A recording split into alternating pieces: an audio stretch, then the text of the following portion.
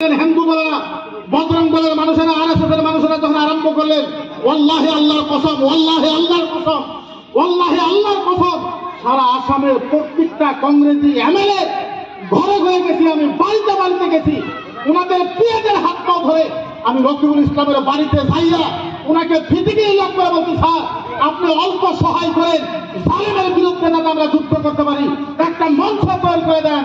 উনি আমাকে বলেছেন, মুফতি সাহেব আপনি এত উৎপাত করবেন না, বেশি উৎপাত করলে আপনাকে জেলে দেওয়া লাগবে। তারপরে আমি অন্য কোনো জায়গায় না যাই, তখন আমি বলছিলাম যে সব দলের মানুষকে, সব দলের মানুষের কাছে গেলাম, কেউ সহায় করলো না। আমি ডাইরেক্ট ধুবড়িতে মৌলানা বদরুদ্দিন আজমল কাসেমী সাহেবের ওখানে যাই, ধুবড়িতে স্যারকে হয়তো বলছিলাম, তো হুজুর এই ব্যাপার, এই যে ভিডিও দেখেন এরা ইসলামের বিরুদ্ধে কাজ আরম্ভ করেছে, আমি মঞ্চে নামতে চাই, ওনাদের সাথে মোকাবেলা করতে চাই। আল্লাহর জাতের কসম খায় বলি, মৌলানা বদরুদ্দিন আজমল আমাকে বলেছিল, মুফতি তুমি তোমার বিরুদ্ধে কাজ আরম্ভ করো, দুশ্মনের বিরুদ্ধে যারা ইসলামের বিরুদ্ধে করে তাদের বিরুদ্ধে তুমি কাম আরম্ভ করে দাও। আল্লাহর কসম আমি মৌলানা বদরুদ্দিন আজমল আমার জীবন গেল, আমি তোমার সাথে আছি, আমার জীবন গেল। আপনি বলেন তারপরেও যদি কোনো মানুষের রকিবুল সাহেবকে ভোট দেবেন, আপনার আমাকে বলেন, যদিও কংগ্রেসের কোনো ভাই আছে সারা আসামের ভিতরে যারা ইসলাম বিরোধী করেছে, যারা কোরআন তলায় দিতে চায়, হাদিস তলায় দিতে চায়, মসজিদ ভাঙতে চায়, 3 তালাকের বিষয় হোক, 370 বিষয় হোক, 35A হোক, ইউসিসি হোক, ইউনিফর্ম সিভিল কোড হোক, ফুরকার কথা হোক, এই সারা ভারতের ভিতরে যত ষড়যন্ত্র হইতেছে ইসলামের বিরুদ্ধে, আপনারা এই জায়গার ভিতরে একটা মানুষ দেখাই দিতে পারবেন, একটা ভিডিও যে রকিবুল হোসেন ইসলামের হয়ে একদিন মাত্র একটা ভিডিও দেখাইতে পারবেন? হাত দিয়ে এখন দেখাইতে পারবে? তারপরেও যদি আপনি কোন যে রকিবুল সাহেবকে বলতে দেন আপনি ভোট, কিন্তু আপনাকে জবাব দিতে হবে, এই কথাটা মনে হয়।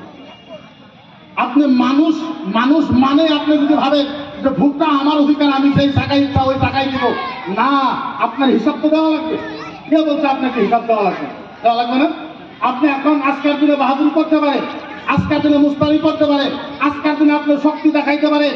আল্লাহ দেখো তোমাকে পৃথিবীর ভিতরে কুনতুম খায়রা উম্মাতিন উখরিজাত লিন-নাস, ভালো মানুষ বানাইছিলাম, তারপরে যখন তুমি কিছু কাজ করবে না, ইসলামের বিরুদ্ধে যখন করবে, একটা কথা মনে রাখবো, মিনহা খালাকনাকুম। এই দোয়াটা তো আল্লাহ তারাবিতে দিতে পারতো না? তারাবি দিতে পারতো না? এই দোয়া তো আল্লাহ পাক রমজান মাসেও দিতে পারতো, তাই না? এই দোয়াটা ভাত খাওয়ার টাইমেও দিতে পারতো, তাই নাই? কিন্তু আল্লাহ মাটিটা করার পরে মাটির সময় এই দোয়া কেন বললো? মিনহা খালাকনাকুম।